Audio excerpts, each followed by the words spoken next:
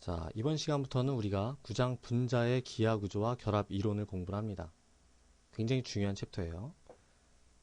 자, 구체적인 내용을 들어가기 전에 이제 구장이 일반화에서 어떤 위치를 차지하고 있는지, 그 다음에 구장에는 어떤 내용들이 어떻게 구성되어 있는지를 한번 알아보겠습니다. 자, 우리가 그 전부터 계속 말씀드렸던 게 일반화가 이렇게 크게 두 파트로 나눠져 있다고 했죠. 물질의 구조 파트, 그리고 물질의 변화 파트입니다. 자, 구장은 어디에 위치하고 있냐면요. 이 구조 파트의 맨 마지막에 위치하고 있습니다. 이렇게. 자, 이 물질의 구조 파트, 그러니까 물질의 구조랑 그 구조로부터 물질의 성질과 물질의 어떤 상호작용을 이해하려고 하는 건데요. 그건 어디서부터 시작됐나요? 바로 6장에서 시작이 된 거죠. 원자의 전자구조. 원자는 어떠한 전자구조를 가지고 있는지 오비탈적인 측면에서 우리가 이해를 했었죠. 그 다음에 7장에서는 원소의 주기적 성질입니다. 여러 가지 원소의 주기적 성질을 우리가 봤었죠. 그 다음에 8장에서는 화학결합의 기본 개념이었고 어떠한 방식으로 원자들끼리 서로 결합을 이루는가, 이온결합, 공유결합 이런 걸 봤었죠. 그래서 루이스 구조 그리는 걸 연습을 했었습니다. 자, 9장에서 이제 드디어 이렇게 6, 7, 8장의 내용들을 바탕으로 해서 드디어 분자의 구조를 이해하게 되는 거예요. 분자의 구조. 분자가 어떠한 3차원적인 기하 구조를 가지고 있고, 그 다음에 어떤 전자 배치를 가지고 있는지 그 분자의 구조를 이제 드디어 이해할 수 있게 되는 겁니다. 그래서 굉장히 중요한 챕터예요, 9장은. 자, 이런 식으로 6, 7, 8장이 기초가 되기 때문에 9장은 출제율이 되게 높습니다. 왜냐하면 9장 내용만 물으면 6, 7, 8장의 기초가 있는지 없는지를 굉장히 쉽게 측정할 수가 있거든요. 그래서 9장이 굉장히 중요합니다. 그리고 9장 내용을 잘 이해하시려면은 6장, 7장, 8장의 내용들을 특히 6장과 8장 이쪽을 잘 하실 수 있어야 됩니다. 자, 그래서 이제 9장은 이렇게 일반화학에서는 9장 끝으로 물질의 구조 파트가 끝이 나지만 사실은 이게 다른 과목에서 더 연결이 되죠. 뭐냐면 바로 유기화학입니다. 유기화학. 자, 유기화학에서는 굉장히 많은 유기 분자가 아주 복잡한 상호작용을 하죠. 걔네들을 이해를 하려면 그 물질의 구조를 잘 이해를 해야 되겠죠. 그 물질의 구조를 잘 이해하고 그 물질의 성격을 잘 이해해야지 걔네들끼리 만났을 때 어떠한 상호작용을 할지 우리가 이해를 할 수가 있게 되는 겁니다. 그래서 9장은 하여튼 물질의 구조 파트의 끝이면서 일반화학과 유기화학을 연결하는 굉장히 중요한 성격을 가지고 있습니다.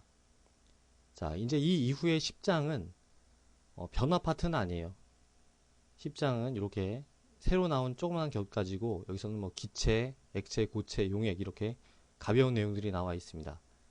이제 물질의 변화 파트는 15장에서 이 15장부터 본격적으로 시작이 됩니다. 자, 그래서 이제 9장이 일반화학에서 어떤 위치를 차지하고 있는지를 봤죠. 그럼 9장에 어떤 내용들이 어떻게 구성되어 있는지를 한번 보겠습니다. 자, 9장에는 이렇게 여러 가지 내용이 있는데요. 9장에는 하여튼 내용이 굉장히 많습니다. 굉장히 많은데 크게 보면은 세 그룹으로 나눌 수가 있어요. 6.123, 6.456, 그 다음에 9.123, 9.456, 그 다음에 9.78 이렇게 크게 세 부분으로 나눠져 있습니다. 자, 첫 부분은 뭐냐면요. 아주 단순한 분자 모양에 대한 설명이에요. 여기서는 그냥 루이스 구조에서 크게 나가지도 않습니다. 루이스 구조에다가 VSEPR이라는 간단한 개념만 더 추가해서 분자의 모양과 극성을 이해하는 거예요. 간단해서 좋긴 하지만 어떤 한계도 있겠죠. 자, 9.4부터는 뭐냐면은 이렇게 간단한 루이스 구조에다가 이제 드디어 오비탈이라는 개념을 더 추가를 합니다. 오비탈. 우리가 마치 루이스 구조에서는 흑백 화면을 봤다면 이제 오비탈이 들어오면서 우리는 칼라로 보게 되는 거예요. 더 훨씬 더 풍부하고 더 깊은 이해를 할 수가 있습니다. 그래서 이제 다른 관점에서 공유결합을 이해할 수가 있게 되는데요. 그냥 단순히 루이스 구조에서는 뭐 전자쌍을 공유한다 이렇게 얘기를 했는데요. 이 오비탈이라는 개념이 들어오면서 공유결합이라는 것은 오비탈이 겹친 거다 이렇게 이해를 할 수 있게 되는 거죠. 자, 이 혼성 오비탈이 굉장히 중요한데요. 우리가 6장에서 원자의 전자 구조를 공부했었죠. 원자는 어떤 특별한 오비탈을 순서로 전자 배치를 가지고 있었는데, 원자가 결합에 참여해서 분자가 될 때는 그 원자의 전자 구조 그대로 와서 결합에 참여하는 게 아닙니다. 예. 대부분의 원자는 자기의 그 원자 오비탈을 새로 재구성을 해요. 재구성해서 새롭게 만든 오비탈을 가지고선 결합에 참여를 합니다. 그걸 혼성 오비탈이라고 해요. 혼성 오비탈.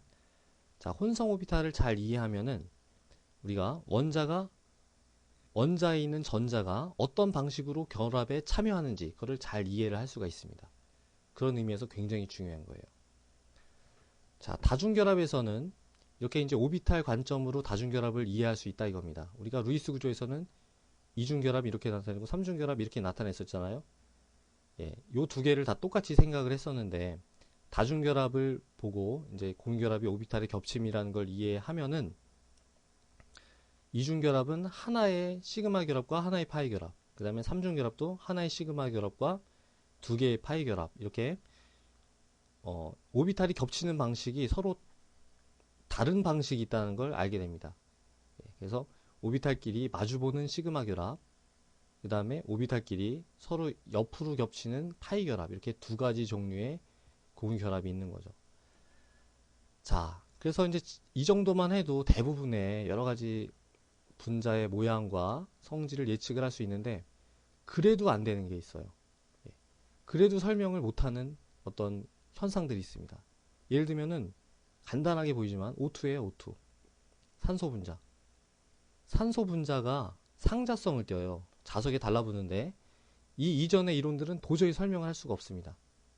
자, 이런 것들을 설명하기 위해서 이제 새롭게 도입되는 게 바로 분자 오비탈이라는 개념이에요. 분자 오비탈. 자, 분자 오비탈은 사실 어려운 내용은 아닌데 많은 학생들이 좀 어렵게 생각을 하죠. 그냥 몇 번 그려보고 연습해보면 쉽게 할 수 있는 되게 쉬운 내용입니다. 그래서 이 분자 오비탈의 새로운 관점으로 분자의 공유결합을 이해를 하게 되는 거예요. 자, 그리고 이제 이 9.8에서는 이 분자 오비탈 개념을 이용해서 몇 가지 이주기 이원자 분자에 한번 적용을 해보는 겁니다. 예를 들면 O2, 뭐 N2, C2 뭐 이런 식이겠죠. 이런 분자에 적용을 해서 얘네들이 어떠한 성질을 가지는지 예측을 해보는 거예요. 자, 그래서 이제 9장은 이렇게 크게 세 파트로 나눠질 수 있다고 했는데, 그럼 도대체 뭐가 맞는 거냐? 예. 사실은 얘는 다 장단점이 있습니다. 사실 완전히 맞는 거로 치면은 분자 오비탈이 완전히 맞는 거겠죠. 왜냐면은 이런 데서 설명을 못하는 거를 분자 오비탈은 설명을 할 수가 있으니까. 하지만 분자 오비탈은 단점이 있어요. 너무 복잡하다는 거죠. 예. 이원자 분자에 대해서도 복잡한데, 만약에 원자가 여러 개인 분자에 대해서 분자 오비탈을 적용한다. 정확한 설명은 할 수 있겠지만은 너무 복잡한 단점이 있습니다. 그래서 이쪽으로 갈수록 얘는 간단하지만 제한이 있고요. 얘는 설명을 잘 할 수 있지만 복잡해요. 이런 장단점이 있습니다. 그래서 실질적으로는 이제 요 9점, 실질적으로 여러 가지 분자의 구조나 성질을 예측할 때는 요 중간, 요 혼성 오비탈이나 다중결합, 이쪽을 원자가 결합 이론이라고 하는데요. 이쪽이 제일 많이 사용이 되고 제일 중요한 부분이라고 할 수가 있고요. 분자 오비탈은 어떤 특수한 분자, 아까 얘기했던 뭐 N2나 O2나 NO 요런 데나 적용되는 그런 그 제한적으로 쓰는 이론이다, 이렇게 생각을 하시면 됩니다.